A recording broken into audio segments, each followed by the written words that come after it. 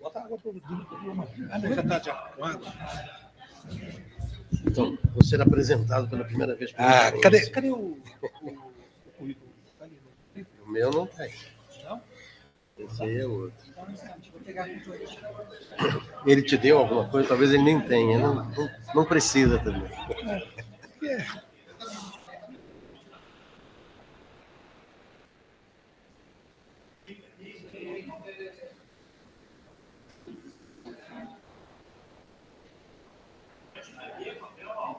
Então, mas eu botei aqui em cima, alguém tirou. Estava em cima da mesa, eu deixei aqui.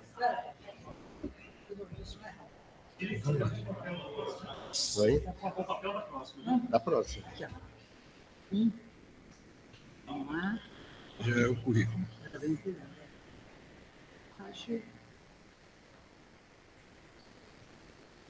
Olha, Chico Direito.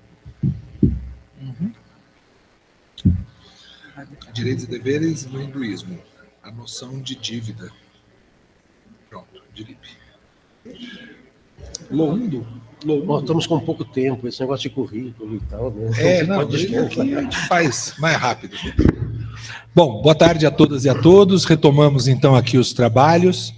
E agora nós teremos uma fala do estimado professor Dilip, que vai falar a respeito de direitos e deveres no hinduísmo, a noção de dívida. Bom, de forma muito rápida e sintética, o professor Dilip é doutor em filosofia indiana pela Universidade de Mumbai, na Índia, pós-doutor em sânscrito e filosofia indiana pela Universidade Sânscrita de Karnataka, é isso? Karnataka? Índia, mestre em filosofia da ciência e da técnica pela UFRJ. Além de tudo, é professor da Universidade do Espírito Santo, né? Federal do Espírito Santo? Juiz de Fora. Enfim, tem uma ampla produção e um livro que eu estou correndo atrás para comprar, até agora, e não consegui. Mas o Florentino me prometeu e eu gosto de criar esses agradáveis constrangimentos para poder receber o livro do Dilip. É isso. Com a palavra, então, Dilip. Então, muito obrigado mais uma vez. Aliás, eu não agradeço, né, Florentino? Eu já me sinto, assim, parte disso aqui. Eu vou ler por clareza. Oi? Tá ligado? Estão ouvindo bem? Tá. A problemática dos direitos humanos pertence intimamente à esfera da ética. Nesse sentido, inspirado nos ensinamentos de Swami Vivekananda, líder espiritual indiano do século XX. Espera aí, então, deixa eu inverter aqui. Isso, perfeito. Inspirado nos ensinamentos de Swami Vivekananda, líder espiritual indiano do século XX, tecerei alguns comentários sobre o que se convencionou chamar, no contexto dos estudos filosóficos, de ética da não-dualidade. Em uma série de escritos intitulados Vedanta Prático, Swami Vivekananda vincula a tradição indiana dos Upanishads, e mais especificamente a doutrina da não-dualidade, do absoluto Brahman, da escola Advaita Vedanta, a uma disposição intrínseca de instrumentalizar aplicações éticas e sociais portadoras, abre aspas, da tolerância, igualdade, coexistência pacífica, irmandade, internacionalismo, comunidade de nações, democracia, justiça socioeconômica, assim como nacionalismo e anarquia. E sua instrumentalização na forma também de nacionalismos políticos. De acordo com Vivekananda, somente uma ontologia não dual, transpessoal, abre aspas, garante a libertação necessária do apego, do medo e do egoísmo, que torna possível o comportamento ético. Ao comentar a frase emblemática dos Upanishads, que postula a não diferença ontológica entre o sujeito e o absoluto, Vivekananda afirma: enquanto seres manifestados, parecemos ser distintos uns dos outros, mas de fato nós somos parte de uma mesma realidade, e quanto menos pensarmos em nós mesmos como separados desse uno, melhor para nós. Quanto mais pensarmos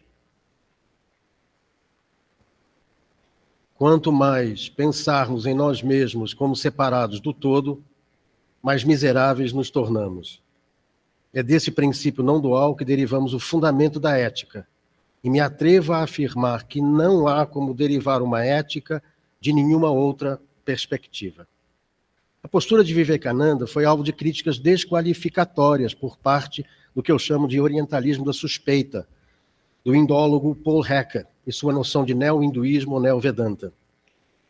Segundo Hecker, as derivações éticas da não-dualidade seriam de fato uma invenção de Vivekananda, por influência da filosofia ocidental, já que a não-dualidade seria intrinsecamente incompatível com qualquer horizonte ético. A postura de Hecker constitui de fato, na minha opinião, uma das maiores falácias interpretativas do orientalismo atrelado à tradição da não-dualidade, e em especial o conceito de Maya, a ideia de que o mundo é uma ilusão e que, portanto, todas as tratativas atinentes à multiplicidade das relações intersubjetivas, nas quais somente faria sentido falar de considerações éticas, são igualmente ilusórias. Seu desdobramento epistemológico, na forma de uma identidade plena entre o sujeito e o absoluto, não deixaria para Hecker qualquer margem para a existência de uma personalidade individual e, consequentemente, para a postulação de uma conduta ética de sentido. Com isso, a realização plena da não-dualidade aproximar-se-ia paradoxalmente da ideia de salvação cristã em outro mundo. Tanto esta quanto aquela teriam na realização/salvação uma condição solipsista de evasão do mundo, seja pelo desfazimento de uma ilusão, seja por uma fuga empírico-territorial. Nesse sentido, diz Hecker, derivar uma ética da ontologia da não-dualidade é uma monstruosidade lógica. Bom, a despeito do orientalismo da suspeita de Hecker, que tem por pressuposto fundamental a incompatibilidade entre o uno e o múltiplo, a tradição do Advaita Vedanta postula justamente o oposto. O uno constitui princípio de unidade subjacente a todas as coisas, isto é, constitui plataforma fundacional de manifestação do múltiplo. O termo que é geralmente traduzido como ilusão, Maya, não se pretende jamais designativo da condição dos entes em geral, mas ao invés de um erro recorrente de se atribuir a eles a condição de substancialidade. Em outras palavras, afirmar que personalidades individuais são insubstanciais quer dizer, de um lado, que elas são interdependentes entre si, e de outro, que elas são ontologicamente dependentes do uno enquanto plataforma e condição de possibilidade de sua manifestação. A ênfase radical de Shankaracharya, o grande mestre da tradição do Advaita Vedanta, é justamente numa pedagogia de eliminação de erros com relação à pretensa substancialidade do múltiplo, empreendimento esse considerado suficiente para a realização da condição sempre presente do uno. Ele afirma, sua preocupação central não é, portanto, afirmar ou negar a existencialidade do múltiplo, mas tão somente a de afirmar sua essencialidade em Brahman, que é a designação dos Upanishads para o absoluto, como plataforma princípio que transcende toda a descritibilidade linguística. O objetivo de Shankaracharya é justamente o de evitar que se pense a não-dualidade nos termos que Paul Hecker a imagina. Com efeito, a não-dualidade não corresponde ao que Hecker e a tradição do orientalismo denomina de monismo, isto é, uma discursividade metafísica.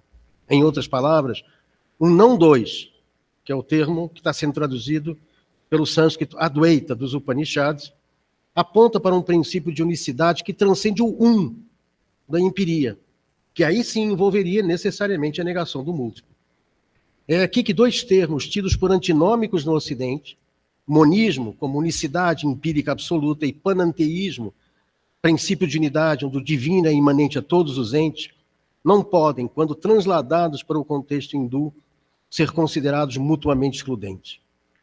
Um conhecimento mais adequado de Vivekananda não poderia ignorar que suas ideias não só apontam para a sinergia entre esses dois termos, mas que isso decorre necessariamente das especificidades contemporâneas das múltiplas religiosidades hindus e, em especial, os revestimentos teológicos do absoluto representado pelas religiões de Shiva, de Vishnu ou de Shakti.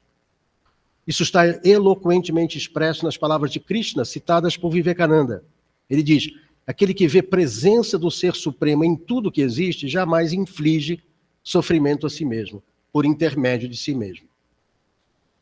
Para entender de que modo o princípio da não-dualidade e sua dialética do uno e do múltiplo é instaurativa em caráter privilegiado de uma autêntica ética e seus desdobramentos morais, é necessário considerar toda a extensão da problemática religiosa na qual se enquadram os ensinamentos dos Upanishads, e em especial da escola filosófica do Advaita Vedanta.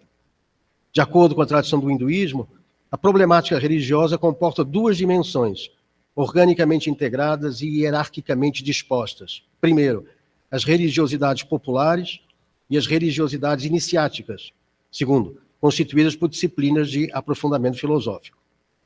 Ora, o que está em jogo em todo esse processo religioso, com esses dois níveis, o popular e o iniciático, não é a realidade do múltiplo, mas a necessidade de rememorar a plataforma do uno, que congrega e articula coexistencialmente esse mesmo múltiplo. A doutrina fundamental que veicula o conjunto das implicações ético-morais que atravessam esses dois níveis do empreendimento religioso e seus princípios monístico-pananteísta é conhecido como, em sânscrito, Hrinatraya, ou doutrina das três dívidas. Seu detalhamento ocorre de forma privilegiada nas textualidades normativas dos Vedas e da literatura explanatória, em especial os Dharmashastras e os Puranas. Dentre as principais fontes, poderíamos destacar o Rig Veda, Samhita, o Taittiriya Samhita, o Shatapatha Brahmana, Manusmriti, Mahabharata e o Bhagavata Purana.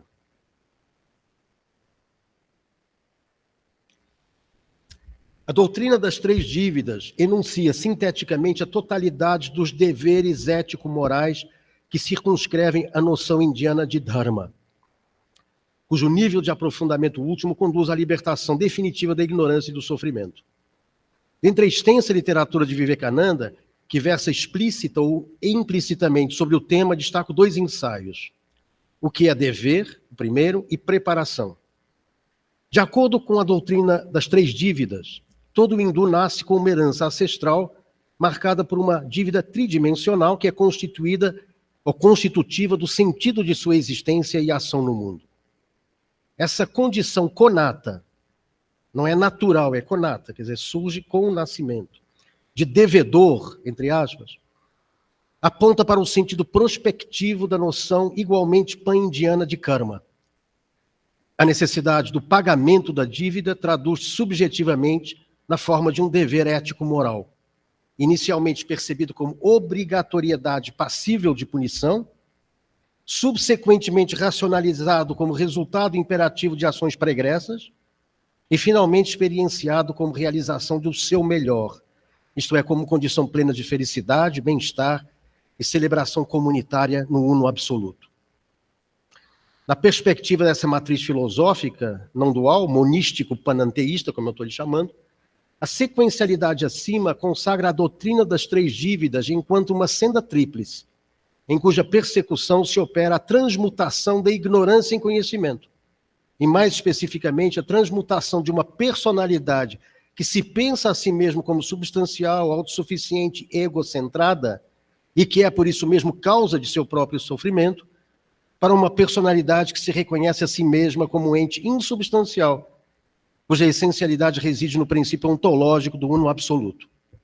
Nesse sentido, a dívida, em sua totalidade, revela-se insanável dentro do quadro de referência da individualidade delirante. Não há, com efeito, como pagá-la integralmente, sem que se renuncie e se sacrifique a si mesmo, em definitivo. E é precisamente nesse dar-se a si mesmo, a completude todo inclusiva do uno absoluto, que é sua comunidade de origem e destino, que a personalidade afirma propositivamente sua existência e torna-se partícipe de uma concertação celebratória e interdependente com todos os entes. As três categorias de dívidas que constituem a senda tríplice, que é emblemática dessa totalidade dos deveres morais, ético-morais, possuem um caráter gradativo e hierárquico, que são correlatas de outras tantas categorias de sacrifício e renúncia. Então, tudo isso são exercícios de renúncia da personalidade egocentrada. O primeiro nível, que nós chamamos de primeira dívida, é denominada de dívida para com os ancestrais, e é sanada através da geração da prole e cumprimento dos rituais dos antepassados no contexto de uma estrutura familiar.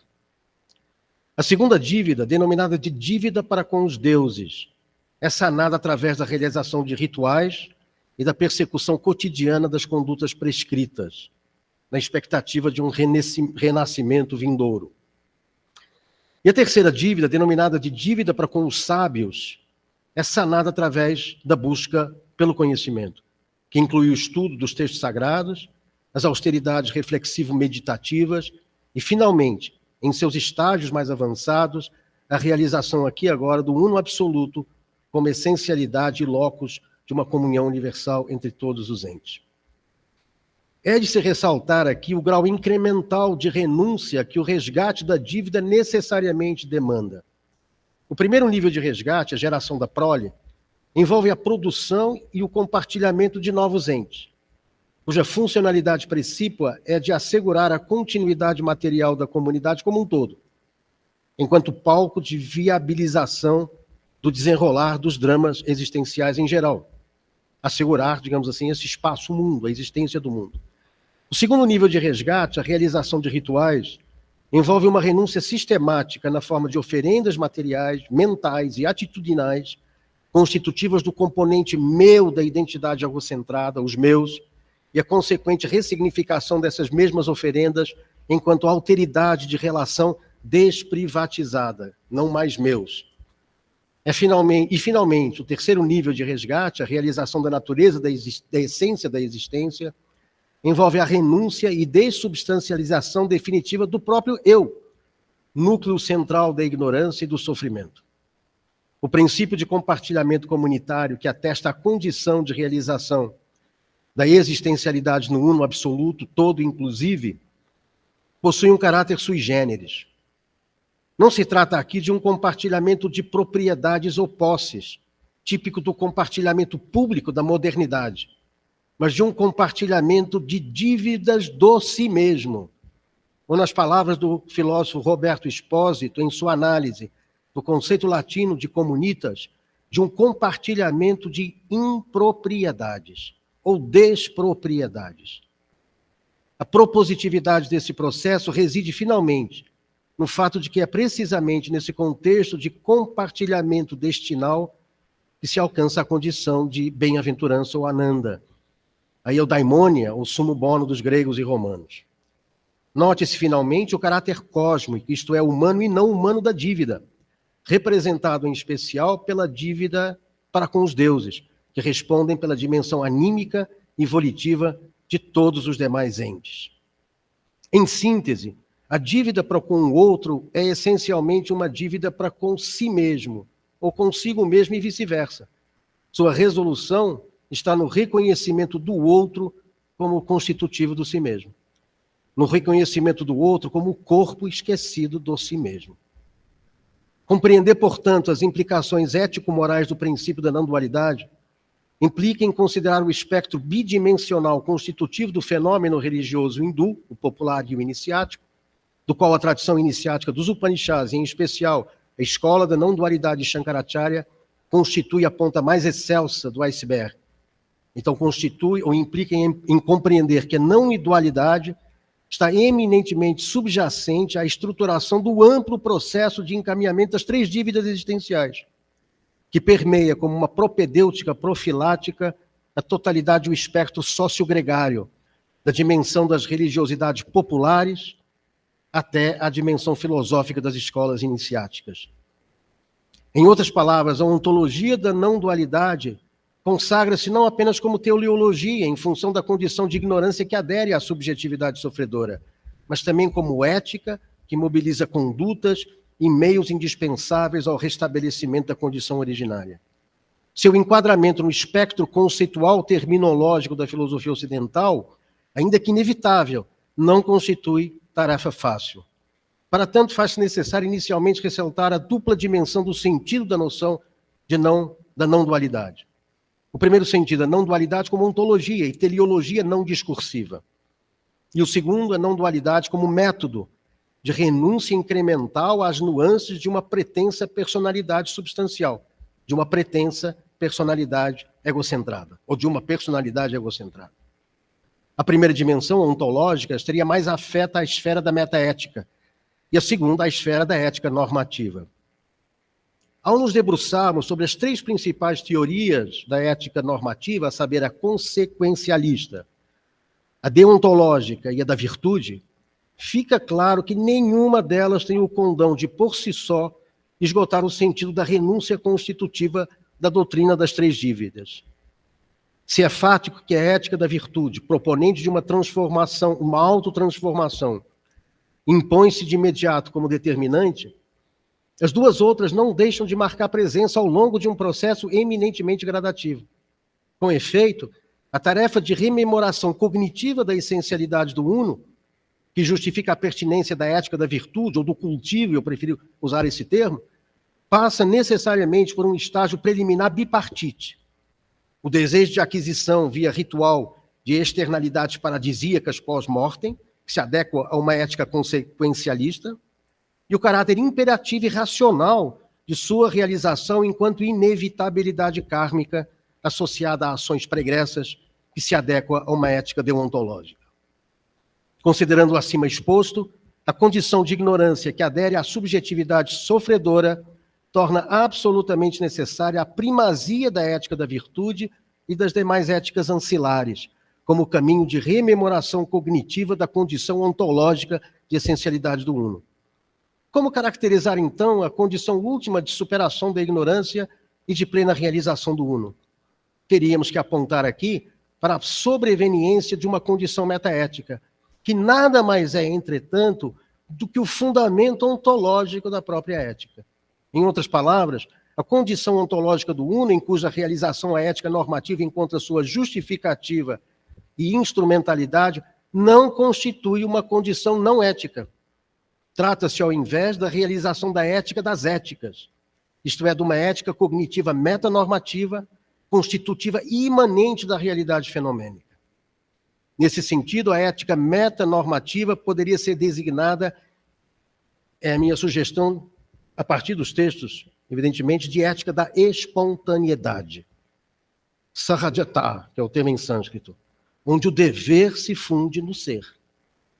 Em última análise, não há de fato aqui duas éticas, mas duas instâncias sequenciais e organicamente integradas de realização da ética.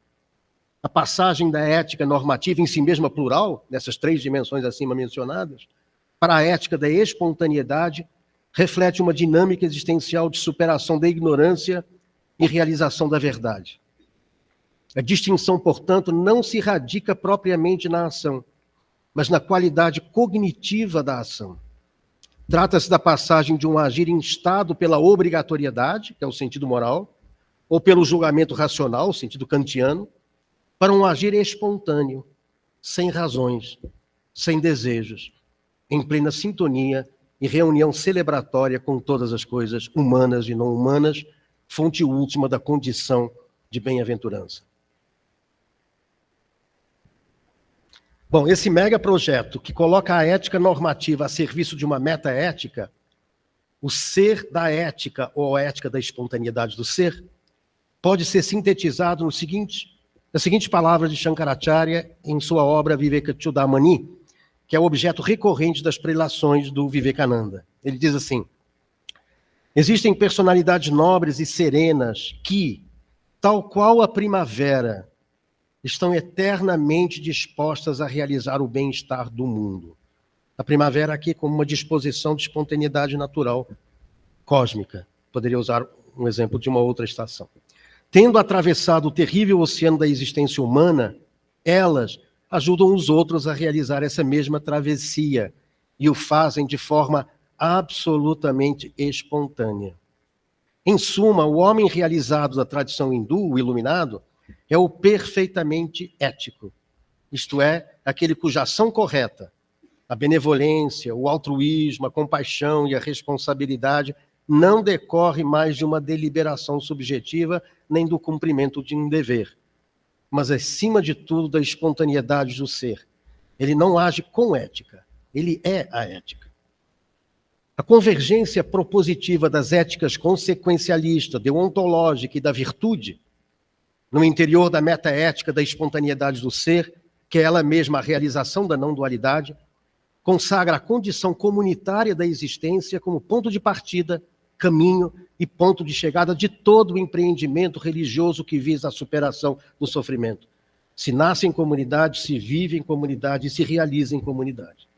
Recorro aqui ao pensamento de Radha Kamal Mukherjee, que é um dos pioneiros da moderna sociologia indiana, cuja concepção de comunidade inspirada na obra de Gandhi está plenamente enraizada no princípio da não-dualidade do Advaita Vedanta, ou dos Upanishads. A filosofia social de Radha Kamal Mukherjee empreende uma ruptura epistemológica com relação aos sociologismos universalistas do Ocidente e funda um regionalismo, aliás, esse termo é um termo já inadequado, relativamente livre dos constrangimentos homogeneizantes e abstratos do Estado-nação. Centrado na ideia de comunidade local, né, os termos em sânscrito que ele usa são kula e sangha, o regionalismo de Mukherjee pode ser sintetizado em dois princípios de articulação concertada. Primeiro, um comunitarismo social, fundado na ontologia do uno, expresso numa consciência coletiva e num sistema de valores, e uma ecologia, segundo, uma ecologia social que articula orgânica e interdependentemente homem e natureza, e que consagra a localidade como modo de ser do universal. O comunitarismo social da Kula ou da Sangha rejeita a noção moderna de individualismo e seus correlatos nominais, na forma de contratualismos, positivismos, marxismos, utilitarismos ou hedonismos. Para Radha Kamal Mukherjee, a Kula ou Sangha projeta uma estrutura gregária fundada na espiritualidade evocativa de uma unidade todo-reunitiva, cuja inspiração mais imediata é a filosofia dos Upanishads ou Vedanta. A palavra Kula designa originalmente comunidade, entendida como princípio integrativo dos elementos que a compõem. Nos contextos monoteístas, monistas, a palavra refere-se ao universo como energia, manifestação ou modo de ser de Deus. Sua tradução como família ou linhagem, né, que aparece também nos dicionários, deve ser entendida à luz do contexto comunitário original, que é distinto do sentido de família nuclear que prevalece no Ocidente. A palavra Sangha, por outro lado, é igualmente designativa da ideia de comunidade e amplamente utilizada no contexto das agremiações religiosas budistas. Em síntese, a comunidade ela não se constrói contratualmente ou histórico-dialeticamente. Seria o nation building, em inglês. Isso não significa de forma alguma fixidez de seus termos constituintes. Muito pelo contrário, sua vitalidade assenta numa dinâmica incessante de integração solidária. O desenvolvimento de um paradigma sociológico fundado nesses princípios serve de, abre aspas, contraponto às abordagens teóricas ocidentais e privilegiam a visão de um protagonismo humano que funciona como eterno negociador entre a existência precária do indivíduo e a transcendência unicista do coletivo.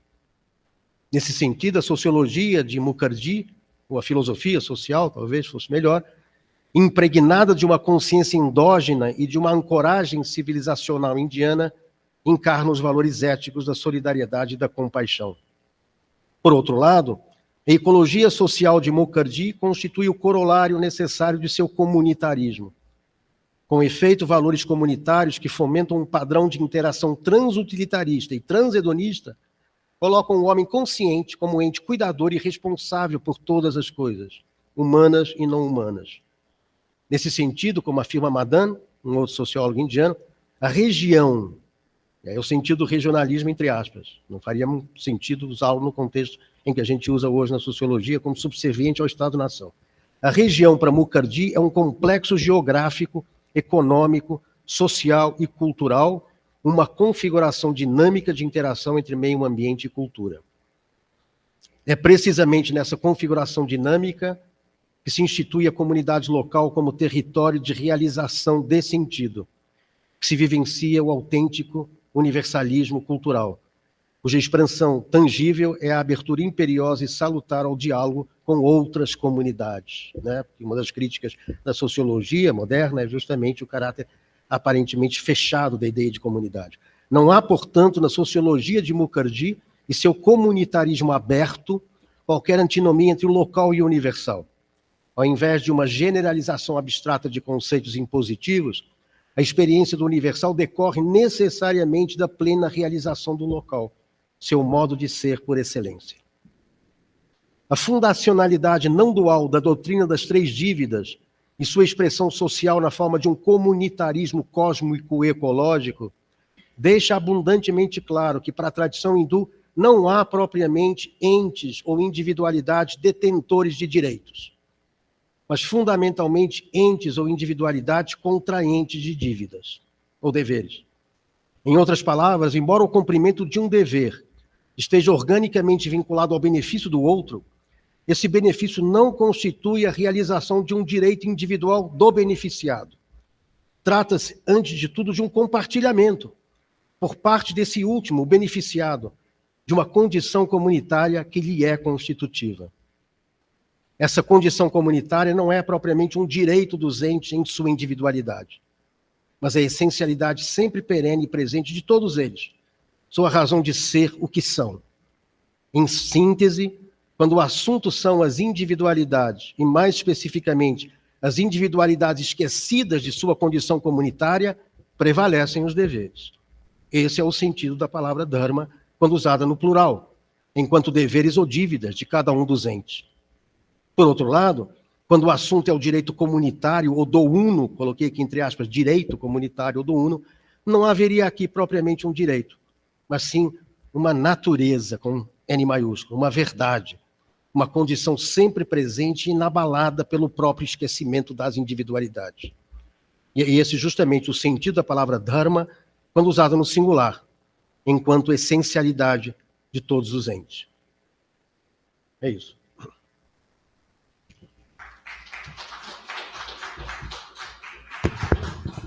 Olha, o Florentino estava preocupado com o tempo.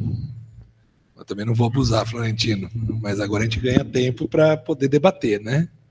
Eu acho que Foi dentro do tempo. Foi dentro do tempo. Você usou exatamente 31 minutos. Olha só, tá vendo? Então agora ele acumula milhas, Florentino, para o próximo congresso, ele usa as milhas dele. Sensacional. Bom, eu gostaria então aqui de franquear a primeira palavra ao público, para que possa realizar as suas perguntas. E gostaria de dialogar as nossas mesas, né, Dilip? Eu penso que a sua fala, ela traz essa ideia de dualidade. Existe a pergunta do professor Giancoia, feita para o Almires com relação à dualidade. De alguma maneira, o Jersey fala da perspectiva de dualidade, nós trazemos a dualidade na cosmopercepção indígena com relação a tempo e espaço.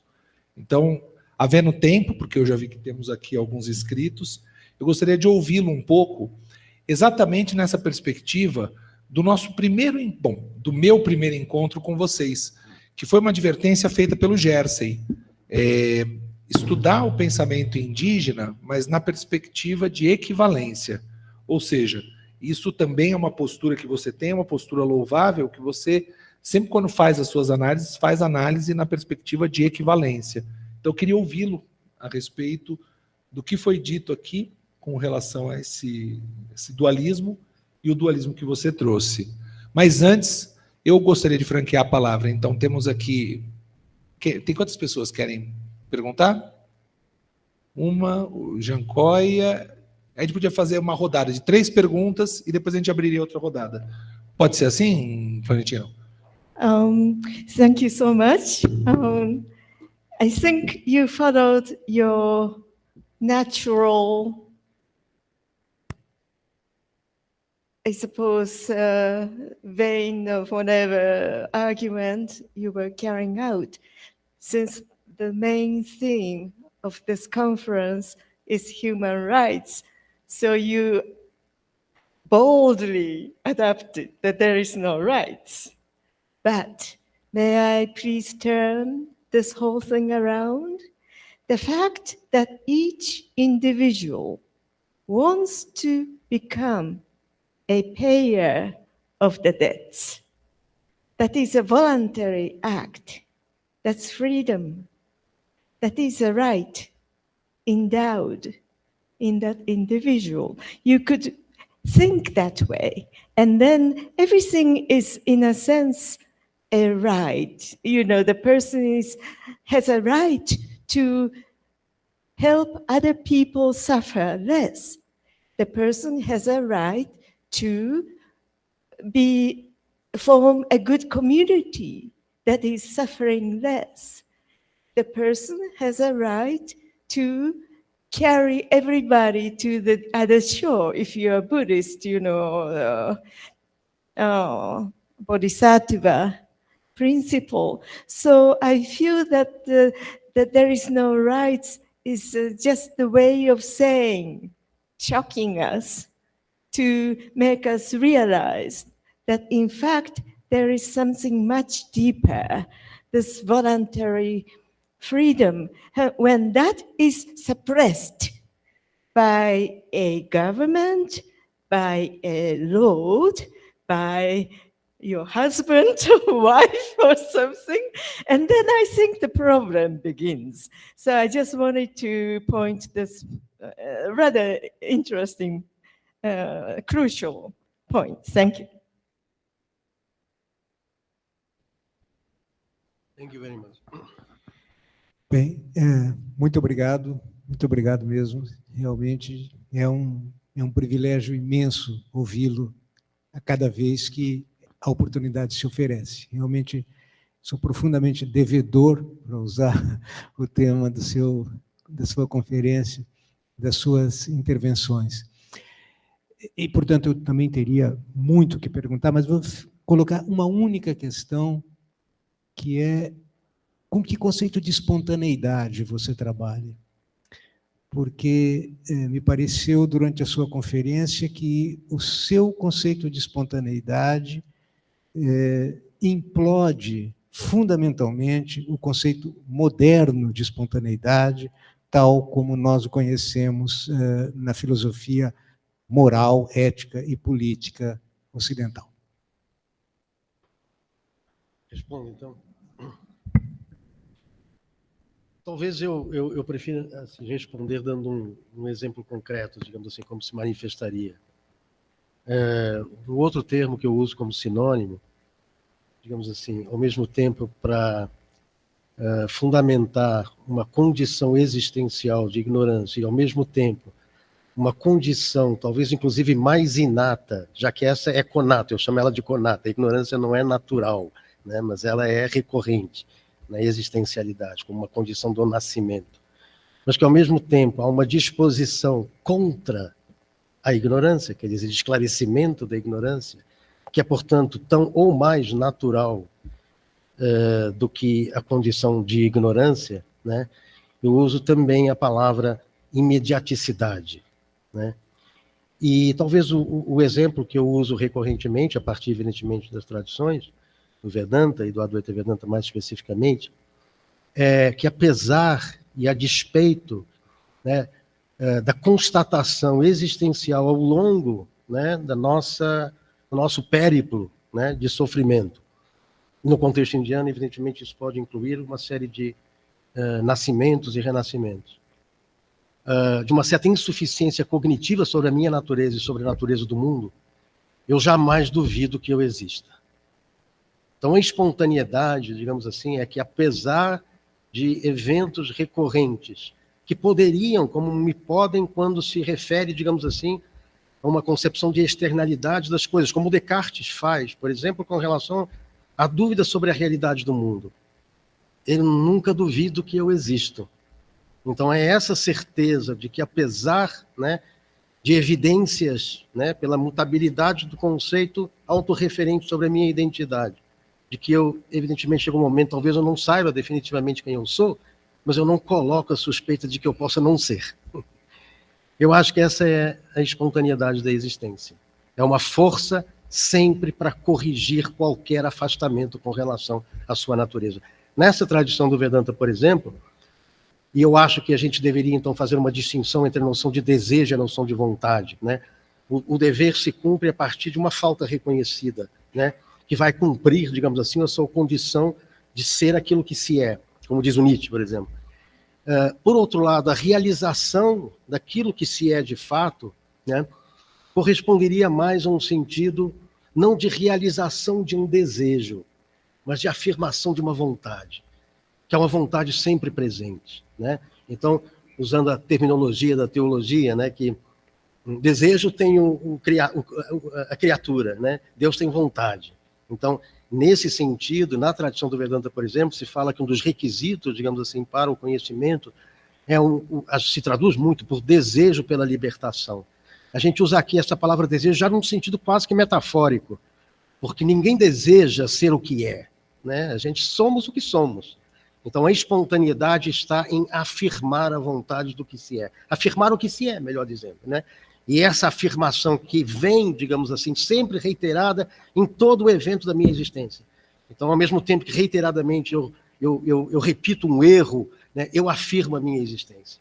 Então, nesse afirmar da existência, está a expressão dessa vontade, a revelia da maneira como eu interpreto, digamos assim, a minha própria existência do ponto de vista de uma certa subjetividade.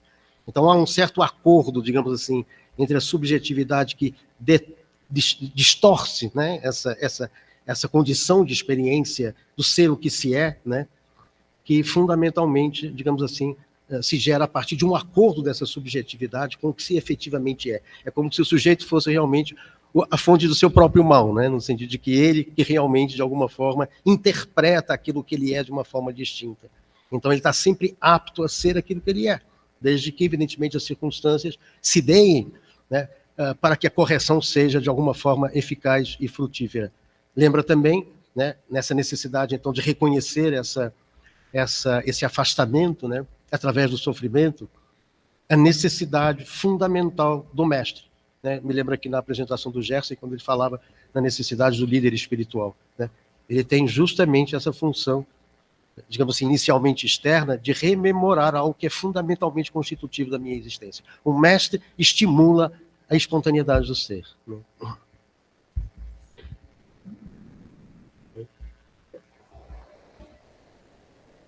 Acho que não tem uma pergunta.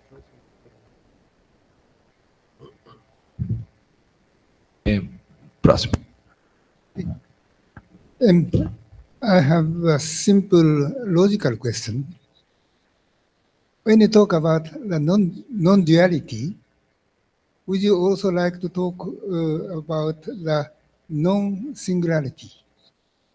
My question has background. Non-duality, I would like to say that non-duality means also neither subject nor object. And that is important to understand what the personality could and should be. And the real personality, according to early Buddhist idea, is non-duality.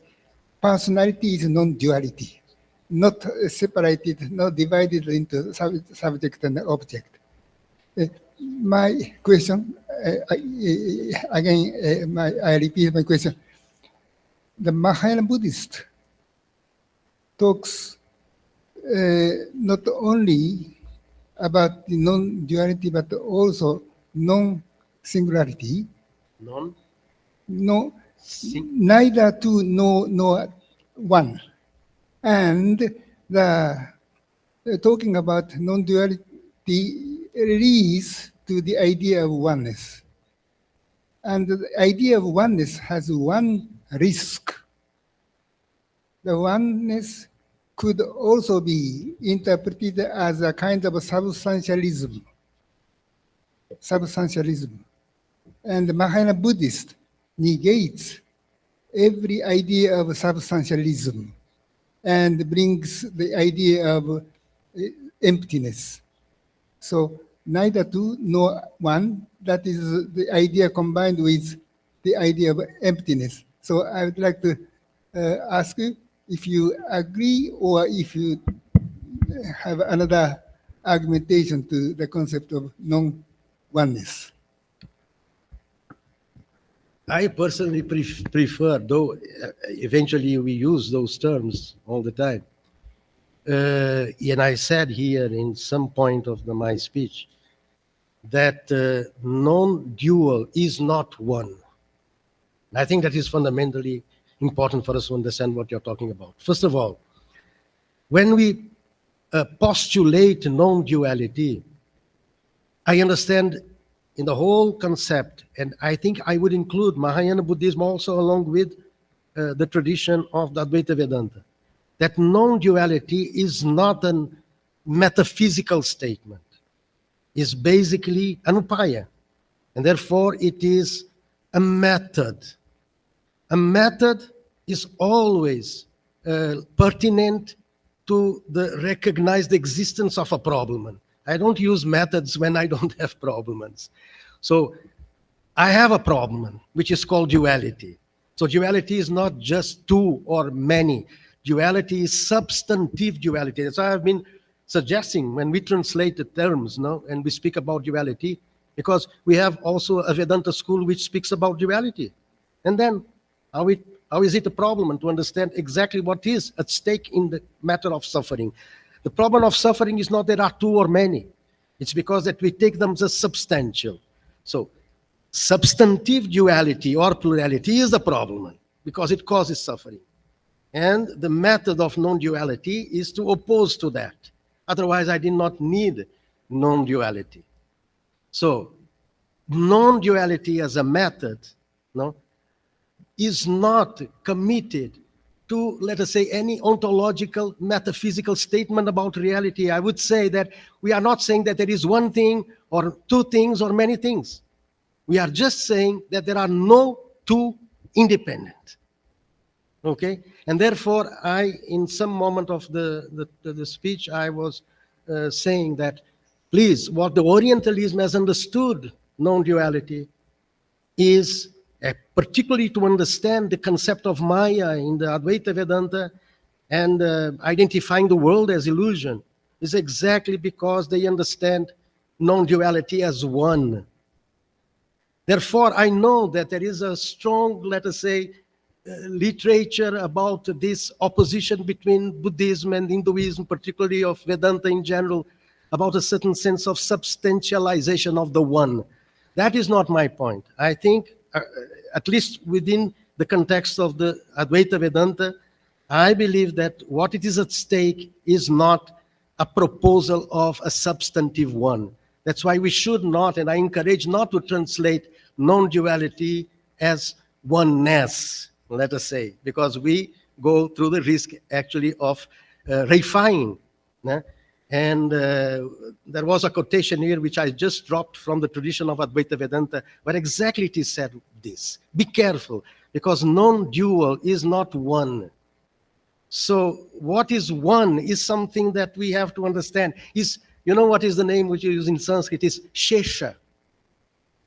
It is what is left beyond the application of the method.